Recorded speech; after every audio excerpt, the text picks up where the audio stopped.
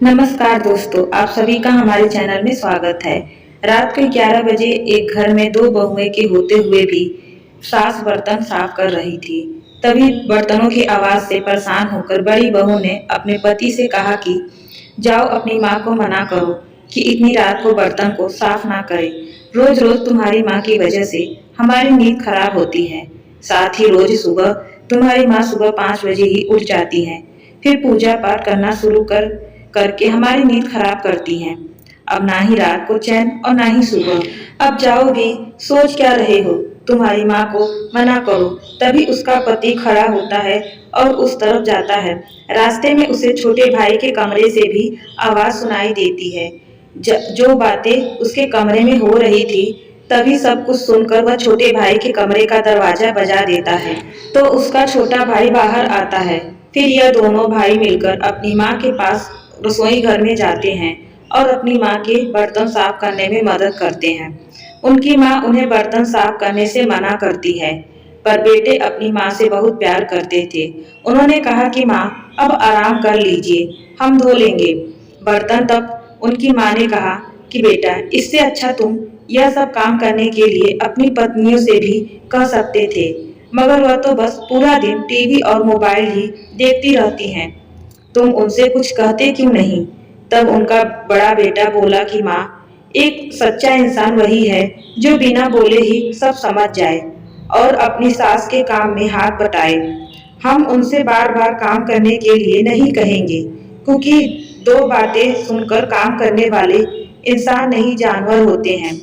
आपने हमारी शादी करवाई और हमने कर ली, मगर माँ, आप ही तो कहा था कि माँ को माँ की जगह मानो और पत्नी को पत्नी की जगह। और रही बात घर के काम करने की, तो एक दिन हमारी पत्नियां सारा काम बिना बोले ही जरूर करेंगी। और वैसे भी मन अगर मान लो कि हमने उन्हें काम करने के लिए कहा और उन्होंने मना किया, तो शायद हमें गुस्सा भी आ सकता है और घर में झगड़ा भी हो सकता है। इसीलिए माँ, जब उनका मन करेगा तो खुद ही काम करेंगी। बाकी हम दोनों बेटे हैं ना आपके साथ। इतने में ही उनके पिताजी भी आ गए और उन्होंने उनकी सारी बातें भी सुन ली थी। तभी वह भी उनके साथ बर्तन मांजना लग गए। यह सब देखकर उनके दोनों बेटे हंसने लगे। तो पिता ने कहा, क्यों भाई, हंस क्यों रहे हो?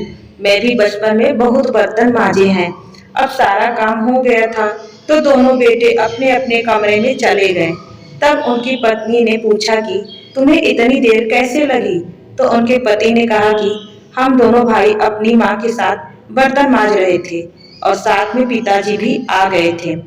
इस बात से उनकी पत्नियां बहुत ही चिढ़ गई थी, लेकिन फिर उनको थोड़ा बुरा भी लगा कि उनके होते हुए उनके पति को घर का काम करना पड़ रहा है। फिर वह सभी सो गए। अब सुबह 6 बजे ही उनकी माँ, पिताजी और उनके दोनों बेटे उठ गए और वह सब सुबह सुबह घर में ईश्वर की आरती करने लगे। तभी आरती की आवाज सुनकर उनकी पत्नियां ने कहा कि यह बुढ़िया भी ना पता नहीं कब तक जिएगी और हमारा खून पीती रहेगी। तभी उनकी पत्नियां ने देखा कि उनके पति तो उनके बेड पर नहीं थे। जब उन दोनों ने मंदिर वाले कमरे में जाकर देखा, तो उनके सास, ससुर और पति सभी मिलकर पूजा कर रहे थे। यह देखकर उन दोनों बहुओं को बहुत ही ज्यादा बुरा लगा। तभी उनके पति ने उनको देख लिया और कहा कि अरे, तुम जल्दी क्यों उठ गई? जाओ सो जाओ, अभी तो 7 ही बजे हैं। यह कहकर उन दोनों के ही पति अपनी माँ के साथ रसोई घर में चले जाते हैं और नाश्ता बनाने में अपनी माँ का हाथ बंटवाते हैं। और यह सब उनकी पत्नियां चुपके से देख रही होती हैं। अब उनका मन में थोड़ा बुरा लग रहा था। उनके अभी भी उन दोनों बहुओं में घमंडी भरा हुआ था। वह यह सब देखकर भी अपनी सास और पतियों की सहायता करने रसोई घर में नहीं गई। तभी एक दिन बड़ी बहू का पति अपनी पत्नी के पास आया, तो उसने जल्दी से उससे कहा कि जो मैंने तुम्हें 20,000 रुपये दिए थे, वह मुझे अभी चाहिए, क्योंकि अभी अभी माँ की अचानक ही बहुत ही ज्यादा तबीयत खराब हो गई है। तो उसकी पत्नी ने उसे साफ झूठ बोलते हुए मना कर दिया और कहा कि उन पैसों की तो मैं शॉपिंग कर ली। अब उसका पति बहुत दुखी होता हुआ बोला कि चलो कोई बात नहीं, तुम तैयार हो जाओ और जल्दी हॉस्पिटल चलना है। तुम्हारी माँ वहीं एडमिट है। तब उसकी पत्नी बहुत ही ज्यादा चौंकित हुई, बोली कि क्या मेरी माँ की तबीयत खराब है? तो उसके पति ने कहा कि हाँ, तुम जल्दी करो, मुझे पैसों का भी इंतजाम करना है। तभी उसकी पत्नी आंखों में आंसू लिए बोली कि मैं तुमसे झूठ कहा था कि 20,000 की मैं शॉपिंग कर ली है। तभी उसके पति ने कहा कि कोई बात नहीं, तुम्हें जो अच्छा लगे वह तुमने कह दिया और मुझे तुमसे कोई शिकायत नहीं। यह सुनते ही उसकी पत्नी रोते हुए कहने लगी कि मुझे माफ कर दो, मैं बहुत बुरी हूँ। तुम्हें मेरी माँ की कितनी चिंता है और एक हम दोनों बहनें हैं जिन्होंने तुम्हारी माँ की ना तो इज्जत करी और ना ही हम घर में काम करती हैं। फिर भी तुमने हमें कुछ भी नहीं कहा, हमें माफ कर दो प्लीज। तब उसके पति ने कहा कि मैं तुमसे बहुत प्यार करता हूँ, इसीलिए मैं तुम्हें नहीं डांट सकता। और रही बात घर के काम करने की, वह तुम्हारी मर्जी है। जैसा तुम हमसे प्यार करती हो वैसे ही करो। और अगर मेरी माँ की इज्जत नहीं भी करोगी तभी भी मैं तुम्हारी माँ की इज्जत जरूर करूंगा। यह कहकर उसका पति चला गया। तभी उसकी छोटी बहन भी आ जाती है और दोनों बहनें मिलकर बहुत ही रोती हैं और बहुत पछताने भी हैं।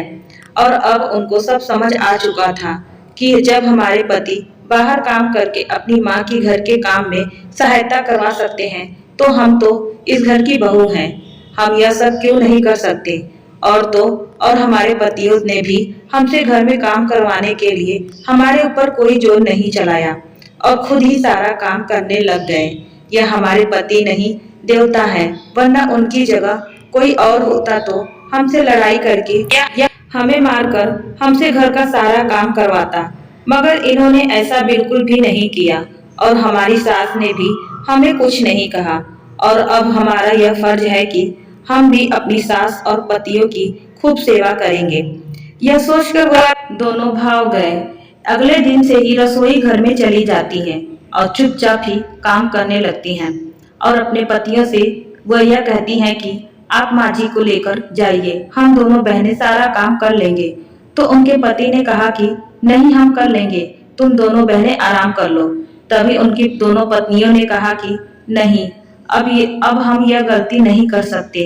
तुम इतने अच्छे हो कि हमें हमारी गलतियों का एहसास हो चुका है। और माँ जी आप भी हमें माफ कर दीजिए, हम इस घर में की बहू होते हुए भी आपसे सारा काम करवाती थी, हमें माफ कर दीजिए माँ जी। तो उनकी सास ने कहा कि बेटी, तुमने कुछ भी नहीं किया, अभी तुम नादान हो। अगर तुम्हारी जगह मेरी बेटी भी होती तो मैं उसे भी काम करने के लिए बिल्कुल भी नहीं कहती। तुम मेरी बहू बाद में हो, पहले बेटी हो। यह सुनकर वह दोनों बहुएं अपनी सास के पैरों में गिर जाती हैं और उनसे खूब माफी मांगती हैं। और बाद में बेटे भी बहुत खुश थे। वह दोनों यह सोचकर खुश थे क्योंकि उनको अपनी पत्नियों से लड़ाई भी नहीं करनी पड़ी और वे सुधार भी गए। तो दोस्तों, क्या आप भी ऐसे पति हो?